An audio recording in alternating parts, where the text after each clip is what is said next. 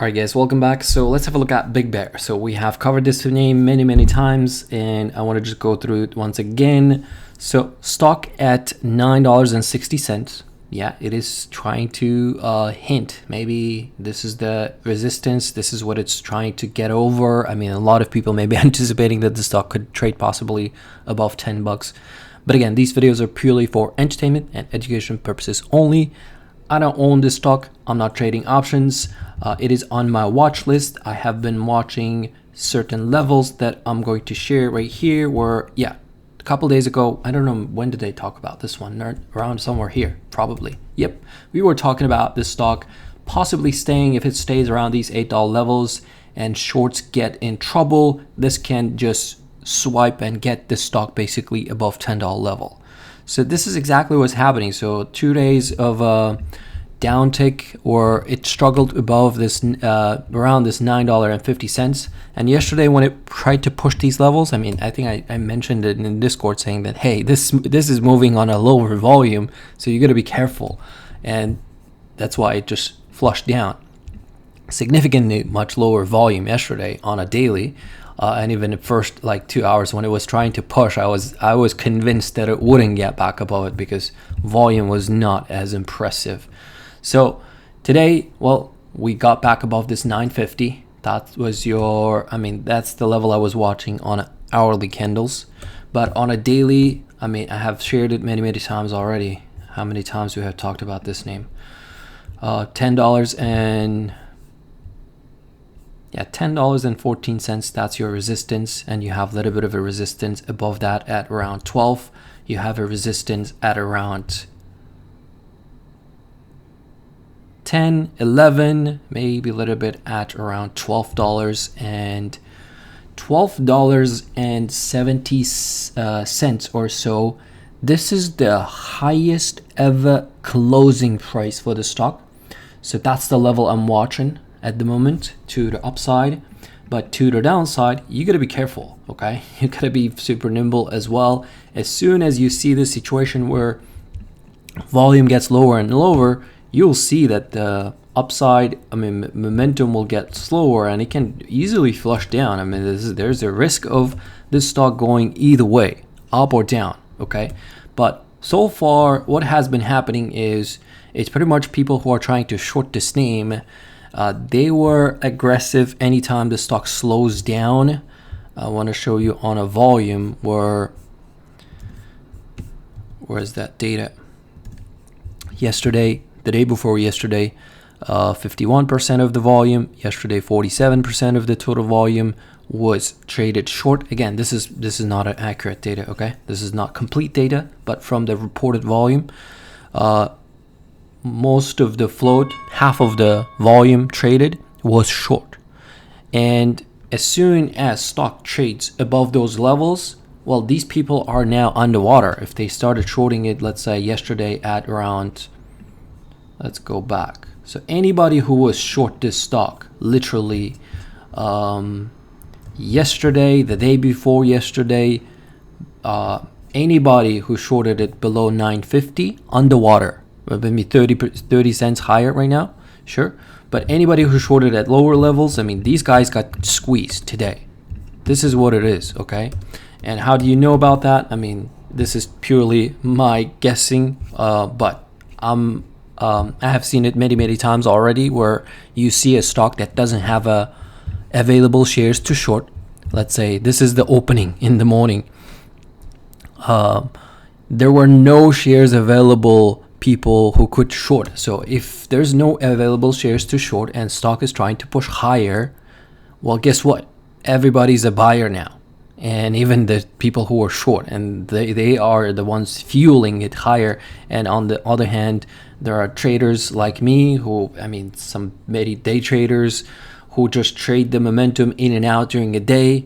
They are putting the buying pressure, and that's what takes it higher. And that's what has happened. But I want to compare it to maybe SoundHound. I was looking at, so $10 psychological level, right? Okay. But last time, SoundHound probably has done similar price action, or maybe had a 16 as a resistance, and then it got back over it, and then 20 became a psychological level.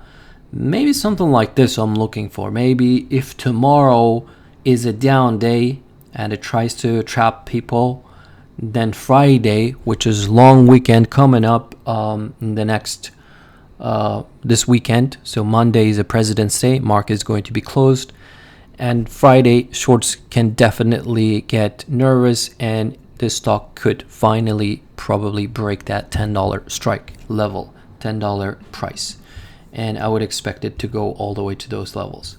But again, BBAI, well, market just closed 970, so let's take a look at the option activity. Also very options driven stock, so there are a lot of people who trade calls, have been trading calls and putting pressure as well, because every time you're buying a call, market maker selling it to you, especially the ones that are very close to the money or in the money. Market maker basically has to stay neutral for any call contract that you're buying. They have to buy shares. So 183,000 calls traded today and 55,000 puts traded today. And if you just glance at the total stats that are like today's, 42% of the calls were purchased at the asking price, meaning little less than half of this volume was bullish volume. And on the other hand, you can see the puts, also 30% of the puts sold at the bid. Could be people just selling those puts to collect premium. And you can see today, well, let's take a look at the orders. What's going on? I'm not seeing one particular strike very popular. Maybe I'll take a look at it here on a weekly, where you can see probably 10. I mean, it's very popular. 22,000 calls traded. You don't know how many open interest going to be tomorrow. You have to check it at market open. How many remained long with these calls? 8,000 was the open interest, so 22,000 traded so far today. And also 9 was very popular, 950, 850 was popular. So this is what it is. So if you are seeing, let's say, stock approaching, getting in the money, let's say 950, or let's take a look at 9. So $9 call. It has delta of 0.7, which means 70 delta, meaning for every contract you buy, market makers, one way of hedging. They have many ways of hedging. One way of hedging, if they are the ones sold you these calls, they will have to go ahead and neutralize that risk by buying for one contract that you buy. They have to buy 70 shares, 71 shares if the delta is 0.71. If delta is 1, then yes, for one contract that you purchase, they have to buy 100 contracts, 100 shares. So they're the ones trying to hedge their risk, and pretty much this stock still remains hard to borrow. You can see hard to borrow share, and when no available shares to short, and at the same time people keep buying calls, this is what it's going to fuel the rally. So far volume is there, momentum is there, but you got to be careful. You got to be nimble. These stocks can go either way, up or down, and you might end up losing most of your money if you don't know what you're doing, or if you don't know how to manage your risk. I mean, these are risky names, okay? At some point, I will definitely be looking for the stock to go down, but so far I'm watching the momentum to the upside. There will definitely be an opportunity where it will flush down to the downside, but we'll take a look at it in the future. But so far, I'm still watching this name to the upside, and I think once it cracks this $10 level, then we can see it push towards those levels pretty quickly. But these videos are purely, again, for entertainment and educational purposes only. This is not a buy or sell recommendation. Thanks for watching. If you're new to the channel, don't forget to like, subscribe. See you in the next update.